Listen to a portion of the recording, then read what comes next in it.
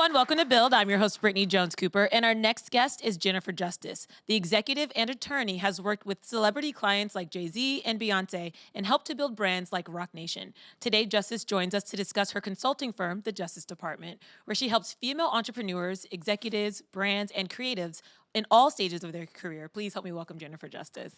Thank you. Thank you. Nice to be here. Thank you. How are you doing today? I'm good on this rainy winter day, although it's kind of nice outside. I was going to say, like, the rain is sort of sucks, but the weather's getting warmer finally. Yeah, exactly. Like, it's finally doesn't go dark at 4:30, Yeah, which is a yeah, relief. yeah, which is a little bit better. Yeah. Yeah. I'm so excited to chat with you about the Justice Department. I love what you're doing, but I want to start back at the beginning because I think it's important for us to know how you got to this place that you're at. I know you studied music law. Well, I went to law school Went at to law school, Cornell, okay. and they don't really have a major, what was known as a major in or specialty in law. But I went there knowing that what I wanted to do is be a music lawyer. How did you even know what that was at that time? Well, I was actually living in Seattle. I went to University of Washington, and there were a few bands out of the grunge years that made it there. And Seattle is actually very small, like if you were in that scene. So I knew a lot of those bands, and I was about to go to law school, and they were like, "You should be a music lawyer. All of our lawyers are women." And I was like, "Wait, what? You can do that?" And so I went to Cornell literally to be a music lawyer, and so that's what I did. That's what you did. Yeah. It's so rare I find that people Yeah. go and actually graduate with what they actually want to do. I mean, it took a minute. It's not so easy. I came out of Cornell and I went to a firm called Hughes Hubbard and Reed. I was actually a litigation associate there, but my end goal was always to be a music attorney. I had just realized very young. I'm from a lower income family. No one really went to school. They didn't go to college, so I'm like the first generation going. And it became abundantly clear when I was in law school, when some of my classmates' last names matched the buildings, that I was not going to have the same kind of advantage in getting clients, and I was extremely ambitious. And I knew that, and it became abundantly clear when I started at Hughes Hubbard that, you kind of have to have an in. I did not, I didn't have some private school education and have like all these dads that had a college roommate dad network, you know what I mean? That could give me business. So I was like, but I know where I can get business. I can do it, with artists, because most of them came from my background as well.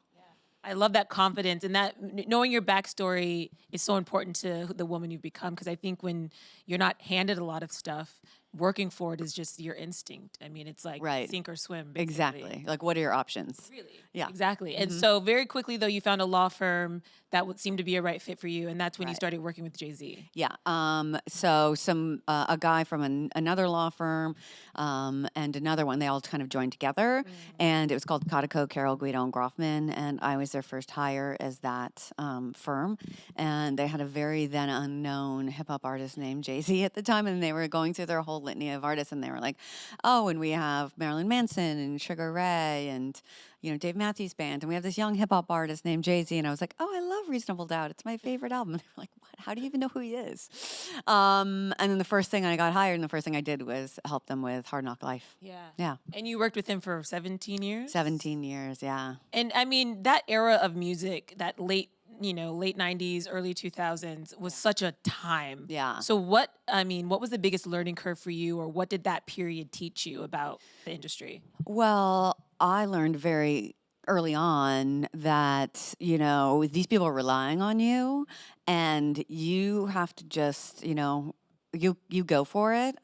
And unless you ask for it, then the answer is no, right? And so you have to be tenacious. And you have to know that, in business, everybody's looking out for themselves. No one's going, "You know what, let me think what they really need," And so you just got to go for it. And you can't be afraid to ask. And you can't be afraid to ask for even more than you deserve, hoping that you get what you deserve. Yeah. Who were some of the other clients you worked with during this time? So in the beginning, that was Jay-Z, Outkast, Method Man, Redman. Then we had, So cool. I know it was amazing. Crazy kind of time. Somebody who you're going to have on later, Juliette Lewis, was a client of mine, and our musical incarnation, Juliette and the Licks, Slipknot, Wolf Mother. It was like ran the gamut. Had a lot of hip hop producers. People, Mark Ronson, who was a tiny little producer at the time, doing a then unknown Amy Winehouse and Adele, and Steve Aoki, who wasn't as big. So it was just kind of all different genres, because that's what I really liked. There's a common denominator in that there are these artists that, it's hard for them to think about business when they're creating, right? It's paralyzing to creatives. And I knew that my real sweet spot was marrying art and commerce. And, and they really need to be able to trust somebody to have their back and not feel like conflicted, or, my reputation is going to be at stake if I ask for too much, or, if you need to, that just had like ulterior motives. So they really needed somebody that had their back and was not afraid to ask for what they deserve and fight for them. And also have that passion for music, which it seems like you've always had. Yeah. That must just have made your work that much more fulfilling, is that you actually cared about the music and the artistry as well. Exactly. Yeah. And so in this experience, you were in a lot of rooms where it happens. Yeah. But it's a lot of dudes, a lot of white guys, a lot of executives. Yes. So when did you start realizing, like, okay, I'm a woman in this room, but I'm maybe not even valued in this space because of how male-dominated it is? Well, the irony there is the artists really valued me. Like, they're like beyond, I don't even think I really realized half the time. But yes, I mean, the music industry is very male dominated. It is basically the same people who started in it. It doesn't, really bring in outsiders that much. And it's, extremely, focused on the same kind of business as it's always been. It hasn't really been disrupted. Even though the method of distribution has been disrupted, the way they do business has basically been the same. So yes, being like the only woman in a room, and I'd be like, okay, wait, this is like happening over and over. And I thought that things would change. And then cut to like a year ago, I'm still the only woman in the room. And I'm like, wait, I need to make a difference here. Yeah. And you've made a difference now by starting the Justice Department, which I know you've heard this before, but what a perfect name. I know. I had to. It was like, it's like you manifested it. I know. And you know what? I went on to GoDaddy and bought at, thejusticedept.com, for $14.99, because that other one that we shall not speak about didn't buy it. So, which is mind-boggling to me that they didn't already own that. That's they bought the whole spelling of department. Right. Yeah. Who spells that out?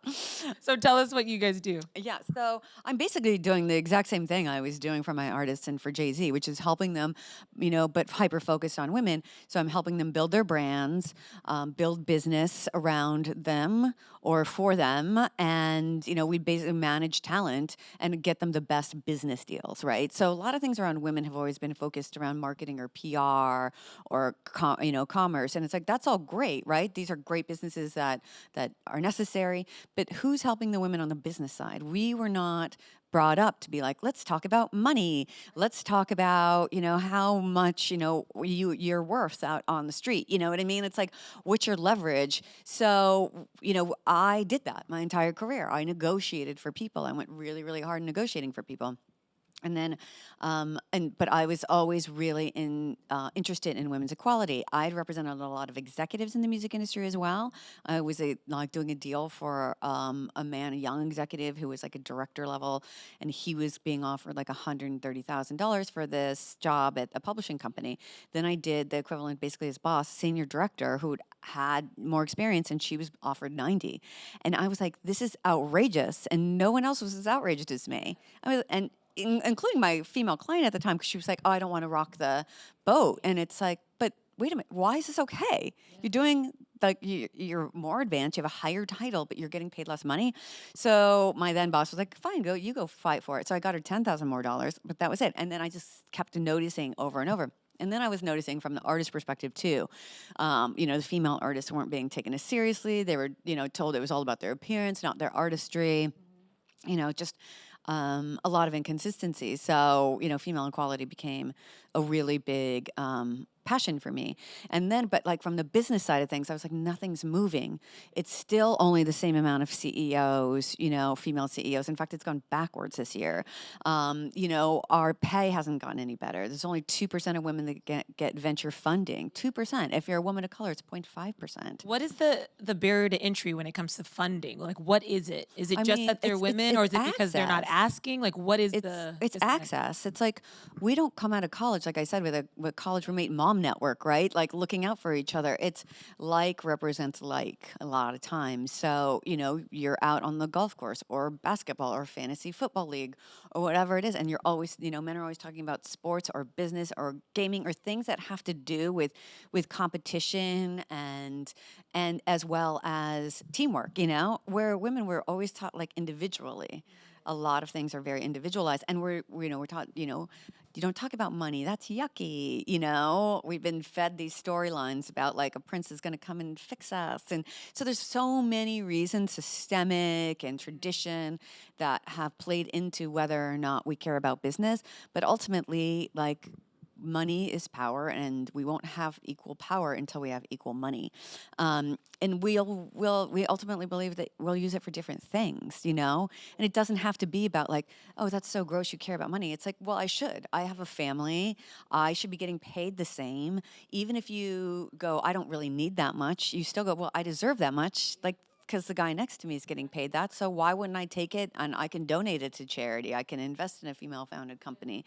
I can adopt 50 dogs. Like whatever it is you want to do. But, you should still get the same amount of money. I would imagine a huge part of your job then, you must feel like a life coach in a lot of ways. Oh, yeah. I mean, because everything you're talking about, and we've talked about your background and how it's Yeah. influenced your confidence, but I Yeah. think a lot of women struggle. Yeah. So what conversations are you having to just empower them? Well, I'm having those conversations. Like, why? Because there's a lot of apologies. Like, I'm sorry, I didn't know this. Like female founders who maybe handled the creative side of the business, right? Whereas maybe some men had the business side of it. And so they didn't know to ask about who's on the cap table or what their equity means or when it vests, et cetera. And there's a lot of apologies. And it's like, no, you should, like, that's what you do. But guess what? This is what I do. And I help you translate this. We should be hiring each other to help us translate the things that we need and understand about business. And so a lot of it is like going, okay, don't worry about what you did in the past. Don't worry about mistakes. Yes, you should have asked these things. It's totally fine. Let's fix it now. The other thing is, we're very communal, and we just want to get along. We want to fix things, And so instead of trying to fix things and fixing them for the wrong reasons, like for instance, if you work at a company, that's not you don't represent the company. Like, that's not your issue, because if something went wrong, they could fire you tomorrow, right? And don't worry if you're negotiating a deal with somebody. It's like, oh, I just got to take the deal because I don't think that they're gonna. No. That's not the psychology of negotiation. You have to negotiate these things. But I also train and talk to women about. And it works a lot if you have, kids or a dog or something that you love so much more than you. It's like, that's who you're working for. Like, I have kids, Jack and Nico. That's who I am advocating for. It's not about me. And it gets women out of their, space where it's uncomfortable to ask her stuff. And like, oh, right. Because somebody wants to mess with your kids, you'll kill them. You know what I mean? So think about that. And it gives you that other gravitas that, that you need to negotiate and that confidence. And that's, one of the things. Yes. It's like life coaching, executive coaching. And there's just an advocate on their behalf that's negotiating for them, because negotiating for yourself is like the worst possible thing. Remember when Jay-Z offered me the job at Roc Nation? He goes, who am I going to have as an attorney?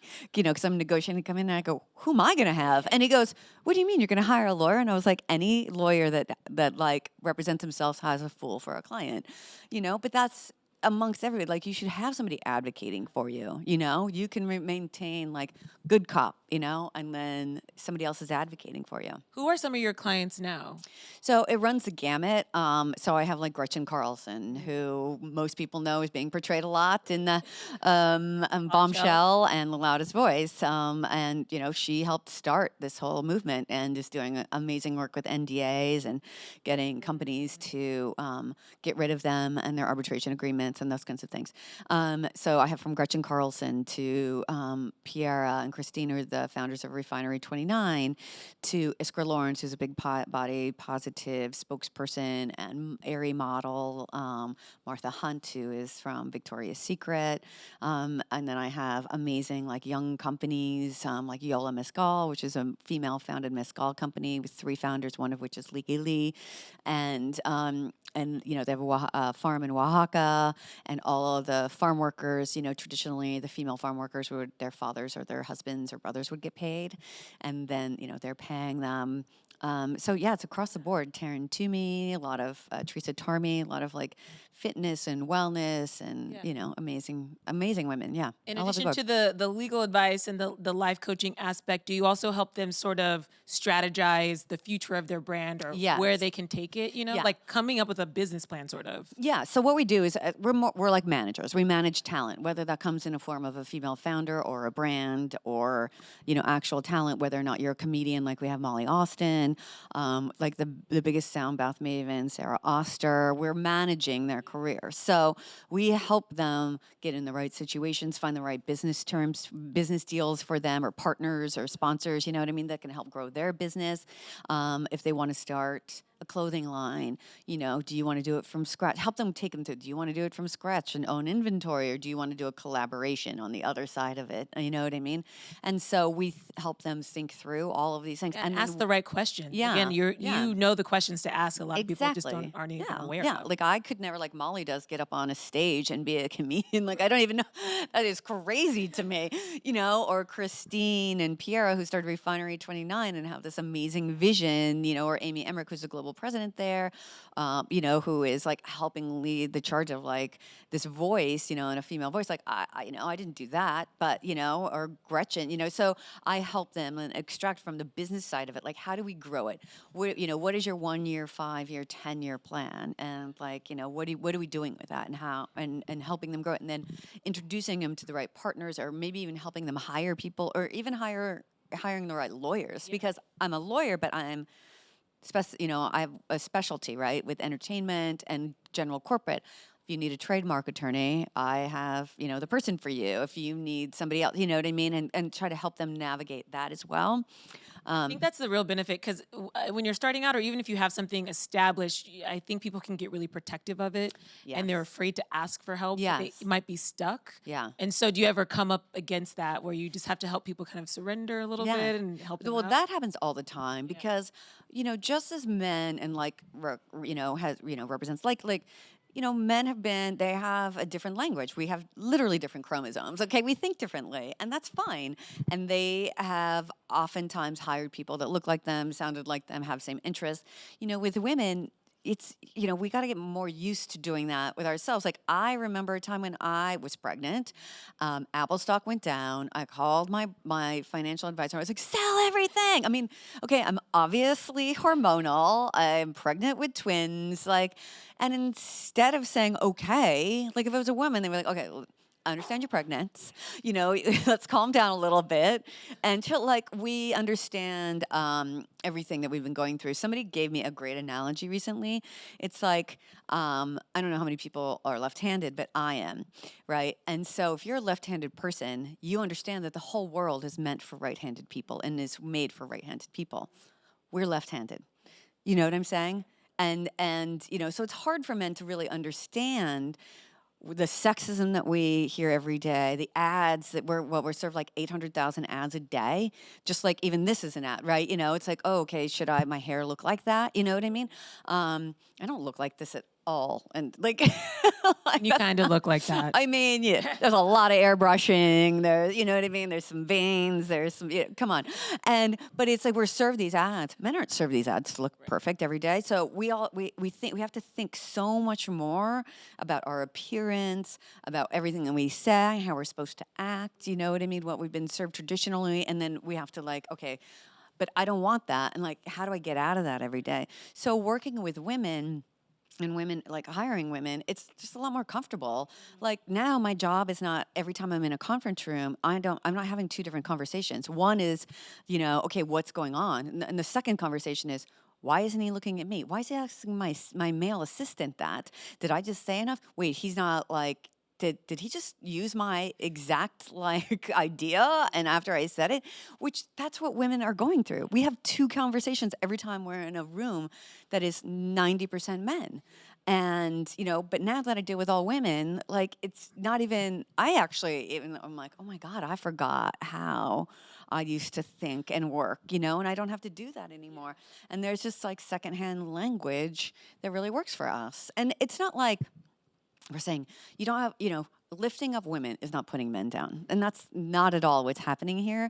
In fact, women are 80% of the purchasing power. So the more women that have more money, the economy will actually get bigger. And there's actual facts, and science, like data around that it will raise the economy up instead of being a lot of weighing it down for charitable resources and things like that women often need when they're in domestic violence situations or with children, et cetera. So helping women helps the entire economy. I was gonna say you hit the nail on the head. It's like women can start these businesses, but it's really up to us to do our research and to support these businesses. Yeah, of course. I mean, that's the only way that we see success. Yeah, but we see it in all different ways, right? So it's like, yes, we look at like female products or like the Female Founders Collective that my friends Rebecca Minkoff and Allie Wyatt are doing, which is great, and they have a seal.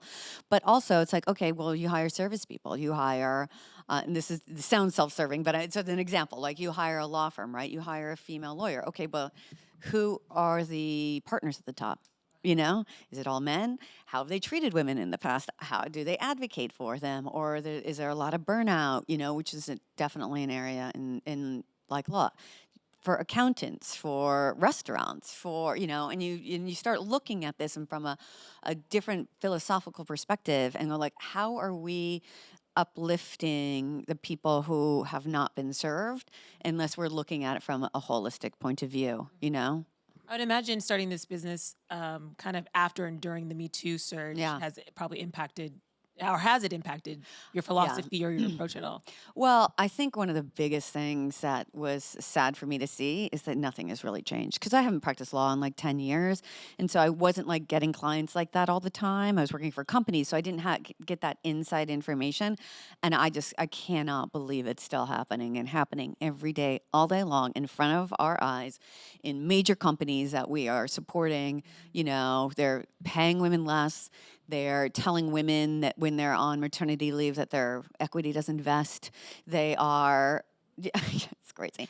They're firing them when they're on maternity leave or pregnant. They are, and then when they're confronted and say, oh, but you can like let us know when they're sexually harassed or not paid the same. And then they go, oh, thank you for letting us know. And then oddly, your position gets changed to something else, or, it's just like the unequal pay. It's like, I don't even understand how people are okay with that. We're 50% of the population. Like, why is it okay to pay women less than men? It's not, guys. It's not okay. It's not, yes. And that's why I really respect the work that you're doing. Thank because you. It's one thing to talk about it. It's another thing to create a place where women can feel safe and heard. Yes. So yes. And I'm so important. Virtually unemployable, but so this better work. That's how you know you're doing it right, though, I think. Our first question comes from Shakira. Hi. Hello. My question is, if you were to leave a map or a blueprint for someone to follow, what type of plan would you implement? Oh, wow. That's a really broad question. What do you mean, though? In like which area? Can you be a little more specific? Overall, as being a parent and with creating a business like Justice Dept. I mean, look, you can. One of the things about me creating this business is I saw that there was a blank space, right? There was nobody speaking directly to women about women doing business because, again, we think differently. We assess risk differently. This is all scientific data behind it. And so for me, it was like, what am I really good at? What do I enjoy doing? What is my passion? And then how does that balance out with my family? You really have to do some soul searching for that because maybe the thing that you're best at is not really what you want to do. It's like maybe you want to be an author, but you're not a great writer. You know what I mean? And sometimes it's like taking that, but maybe you're a great editor, right? And you can help propel a writer into something else. So you have to like be really honest with yourself about what you're really good at and then meld that with your passion because that's when you're going to succeed. Do you have a mentor or did you have a mentor or was a lot of your sort of figuring that stuff out just? Well, I mean, look, Jay-Z is obviously an amazing mentor because he pulled no punches and he was like, this is what I'm going to do, like it or not. So obviously he was a great mentor. I have a lot of really amazing female friends who keep me honest, as well as male friends and people who believed in me for a long time, including all my old bosses that like love, hearing what I'm doing and, advocate for me all the time. But I think it's really like surrounding yourself with that tribe of people who are going to be like, like, not the people who are like, yes, that's amazing. They're going to be like, no, you're not doing that. Like, that's ridiculous. And like, okay, you really got to get on this because other people are doing it. You know what I mean? And that's, a real, I've found that as I've gotten into my Yeah. 30s, have started surrounding myself with friends who are like Yeah. challenging me yes. and inspiring me too in a lot of Yes, ways. yes, It's important. yeah. And then Marin? Martin. Hi. Hi, I just want to say thank you for I think everything that you're doing. But what my question would be, what's one piece of advice you would give your younger self, knowing everything that you know now and knowing everything that like you're continuing to work on? Right. It would definitely be do it all sooner. You have it in you. Look, there's certain things that you can't like necessarily do super young. Like being a lawyer is hard to do. Is very, very young and go and do and start your own kind of firm. But, because experience just lends itself. But believing in myself earlier and trusting my instincts a little bit earlier and understanding that business is really like it's business, not personal. You know what I mean? Those kinds of tenets, yeah. I love that business is not personal thing. When did you learn that though? I mean, I think it was really becoming obvious, I think, in 2007, 2008, when we were going through this, like, big depression. And, like, the business would be like, I'm sorry, you got to go, And watching that happen, it didn't happen to me, but it happened to a lot of people. And I was like, oh, right, we're not a family. Like, we can love each other and we can hang out, but business is business, And, that like you got to know that you can't necessarily rely on somebody just to give you a job or keep your job if they don't have the money, you're not doing a great job at it, those kinds of things. Yeah. I love this real talk, and I'm so proud of you for starting this company. I know it's never easy to kind of leap out on your own and start something, but I think the mission behind what you're doing is so important, especially now, and so inspiring for me, and I'm sure a lot of other young women to just know that there are people out there who are asking the right questions Yeah. and preparing them to ask you. the right questions. Thank So thank you. If you guys you. want Thanks more for having me. information on the Justice Department, you can visit Justice Department, but it's just DEPT.com. DEPT.com. Put your hands together for Jennifer Justice.